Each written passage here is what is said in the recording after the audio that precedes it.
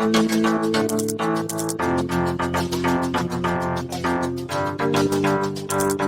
All, welcome back to my channel. ಎಲ್ಲರೂ ಹೇಗಿದ್ದೀರಾ? ತುಂಬ ಜನ ಕೇಳ್ತಾ ಇದ್ರಿ ಕುಕಿಂಗ್ ವಿಡಿಯೋಸ್ ಮಾಡಿ, ಕುಕಿಂಗ್ ಬ್ಲಾಗ್ಸ್ ಮಾಡಿ ಅಂತ. ಸೊ ಇವತ್ತು ಒಂದು ಹೊಸ ರೆಸಿಪಿನ ಸ್ಟಾರ್ಟ್ ಮಾಡಬೇಕು ಅಂತ ಅಂದ್ಕೊಂಡಿದ್ದೀನಿ. ಇವತ್ತು ಆ್ಯಕ್ಚುಲಿ ನನ್ನ ತಮ್ಮನ ಜೊತೆ ವಿಡಿಯೋ ಮಾಡಬೇಕು ಅಂತ ಇದ್ದಿದ್ದು. ಅನ್ಫಾರ್ಚುನೇಟ್ಲಿ ನಾನು ಒಬ್ಬಳೇ ಮಾಡ್ತಾಯಿದ್ದೀನಿ. ರೆಸಿಪಿ ಎಲ್ಲ ಅವನು ಹೇಳ್ಕೊಟ್ಟಿದ್ದಾನೆ. ಸೊ ನಾನಿವತ್ತು ವಿಡಿಯೋ ಮಾಡ್ತಾಯಿದ್ದೀನಿ. ನೋಡೋಣ ಹೇಗೆ ಬರುತ್ತೆ ಅಂತ. ಎಲ್ಲ ಕಮೆಂಟ್ ಮಾಡಿ ಲಾಸ್ಟಲ್ಲಿ ಹೇಗೆ ಬಂದಿದೆ ಅಂತ.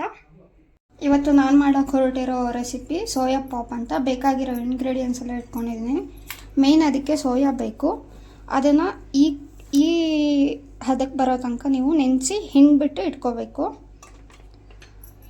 ಮೊಸರು, ಖಾರ ಪುಡಿ, garam masala, ginger garlic paste, ಉಪ್ಪು, ಕಾರ್ನ್ಫ್ಲೋರು, ಅಕ್ಕಿ ಹಿಟ್ಟು. ಈಗ ಇದನ್ನು ಮಾಡೋಕ್ಕೆ ಒಂದು ಮಿಕ್ಸಿಂಗ್ ಬೌಲ್ ತೊಗೊಳ್ಳಿ. ನೆಕ್ಸ್ಟು ನಾನಿದು ಮೊಸರು ತೊಗೊಂಡಿದ್ದೀನಿ. ಗಟ್ಟಿ ಮೊಸರು, ಯಾವುದೇ ಥರದ ನೀರೇನು ಹಾಕೋಂಗಿಲ್ಲ. ಇದರಲ್ಲಿ ನಾನು ಅರ್ಧ ಹಾಕ್ತಾಯಿದ್ದೀನಿ.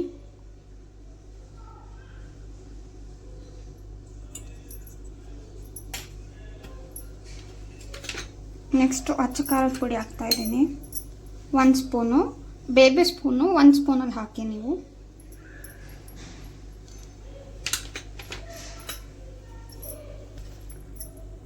ಗರಂ ಮಸಾಲ 1/4 ಸ್ಪೂನ್ ಹಾಕಿ.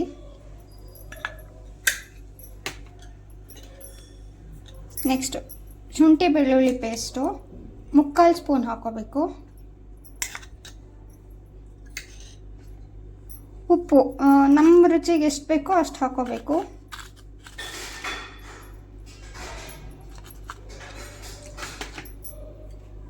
ನೆಕ್ಸ್ಟ್ ಕಾರ್ನ್ಫ್ಲೋರು 1 ಸ್ಪೂನ್ ಹಾಕ್ತಾ ಇದ್ದೀನಿ.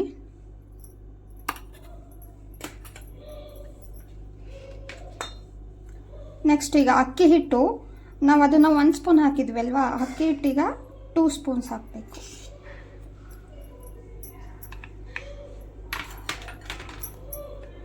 ಈಗ ಇದಿಷ್ಟು ಆದಮೇಲೆ ಕ್ಲೀನಾಗಿ ಇದನ್ನು ಮಿಕ್ಸ್ ಮಾಡ್ಕೋಬೇಕು.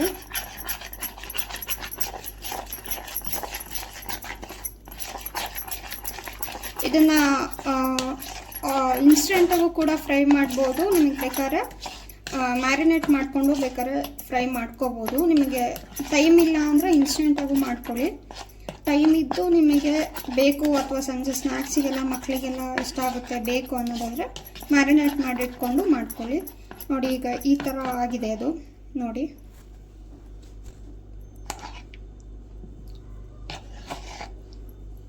ಕಟ್ ಮಾಡು. ಇದು ಈ ಥರ ಆದಮೇಲೆ ಒಂದು 10 ಮಿನಿಟ್ಸು ಸೋಕ್ ಮಾಡಿಕೊಂಡ್ರೆ ಚೆನ್ನಾಗಿರುತ್ತೆ. ಮತ್ತು ಇದು ಪ್ಯೂರ್ ವೆಜ್ ಆಗಿರೋದ್ರಿಂದ ಯಾವುದೇ ಥರದ ಚಿಕನ್ ಮಸಾಲ ಅಥವಾ ಬೇರೆ ಥರದ ಫ್ಲೇವರ್ಸ್ ಯಾವುದು ಆ್ಯಡ್ ಮಾಡಿರಲ್ಲ. ಮನೇಲೇ ಇರೋಂಥ ಇಂಗ್ರೀಡಿಯೆಂಟ್ಸಲ್ಲೇ ಮಾಡಿರೋಂಥದ್ದು. ಸೊ ಮಕ್ಕಳಿಗಂತೂ ತುಂಬಾ ಇಷ್ಟ ಆಗುತ್ತೆ. ಸಂಜೆ ಮಕ್ಕಳು ಮನೆಗೆ ಬಂದಮೇಲೆ ಸ್ನ್ಯಾಕ್ಸಿಗೆ ಕೇಳ್ತಾ ಇರ್ತಾರೆ. ಆವಾಗ ನಿಮಗೆಲ್ಲ ಮಾಡ್ಕೊಡೋಕ್ಕೆ ಏನಪ್ಪ ಮಾಡೋದು ಅಂತ ತಲೆ ಬಿಸಿ ಬೇಡ. ಇದು ಈಸಿ ಆಗಿರುತ್ತೆ.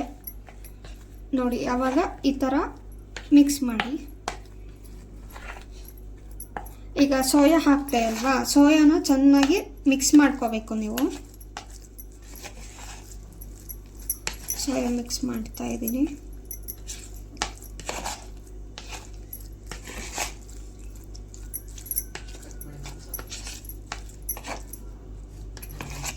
ಹಾಗೆ ಇದು ನಾನು 10 ಮಿನಿಟ್ಸು ಮ್ಯಾರಿನೇಟ್ ಮಾಡಿ ಇಟ್ಕೊಂಡಿದ್ದೀನಿ. ಮತ್ತು ಎಣ್ಣೆನ ಕಾಯಕ್ಕಿಟ್ಟಿದ್ದೀನಿ. ಈಗ ಇದನ್ನು ಒಂದೊಂದಾಗಿ ಹಾಕ್ಕೊಳ್ಳಿ.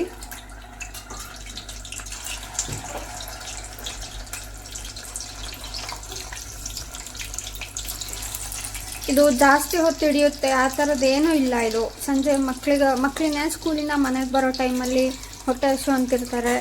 ಅವಾಗಂತೂ ಈ ಸ್ನ್ಯಾಕ್ಸ್ ಮಾಡಿದರೆ ಅವ್ರಿಗೆ ತುಂಬಾ ಇಷ್ಟ ಆಗುತ್ತೆ. ಮತ್ತೆ ಮಾಡಿಕೊಡಿ ಅಂತ ಕೇಳ್ತಾ ಇರ್ತಾರೆ. ತುಂಬ ಜನ ಕೇಳ್ತಾ ಇದ್ರಿ ನನಗೆ ಕುಕಿಂಗ್ ವ್ಲಾಗ್ಸ್ ಮಾಡಿ ಅಥವಾ ನಿಮ್ಮದು ಡೈಲಿ ವ್ಲಾಗ್ ಮಾಡಿ ಅಂತ. ಸೊ ನನಗೆ ಟೈಮ್ ಆಗಿರಲಿಲ್ಲ ಮಾಡೋಕ್ಕೆ. ಸೊ ನಾನು ಇವಾಗ ಕುಕಿಂಗ್ ವ್ಲಾಗ್ ಮಾಡಿದ್ದೀನಿ. ಹೋಪ್ ನಿಮಗೆಲ್ಲ ಈ ವಿಡಿಯೋ ಇಷ್ಟ ಆಗಿದೆ ಅಂತ ಅನ್ಕೋತೀನಿ. ಲಾಸ್ಟಲ್ಲಿ ನಾನು ನಿಮಗೆ ಅದರದ್ದು ಔಟ್ಪುಟ್ ಹೇಗಿದೆ, ಅದು ಯಾವ ಥರ ಫ್ರೈ ಆಗುತ್ತೆ ಅಂತೆಲ್ಲ ತೋರಿಸ್ತೀನಿ. ಇವಾಗ ಇಷ್ಟಾದಮೇಲೆ ಗೋಲ್ಡನ್ ಬ್ರೌನ್ ಬರೋ ತನಕ ನಾವು ಫ್ರೈ ಮಾಡ್ಕೋಬೇಕು. ಜಾಸ್ತಿ ಅಂದರೆ ಒಲೆ ಉರಿ ಜಾಸ್ತಿನೂ ಇಟ್ಕೋಬಾರ್ದು, ಹೈ ಫ್ಲೇಮಲ್ಲಿ ಇಟ್ಕೋಬಾರ್ದು, ಮೀಡಿಯಮಲ್ಲಿ ಇಟ್ಕೋಬೇಕು.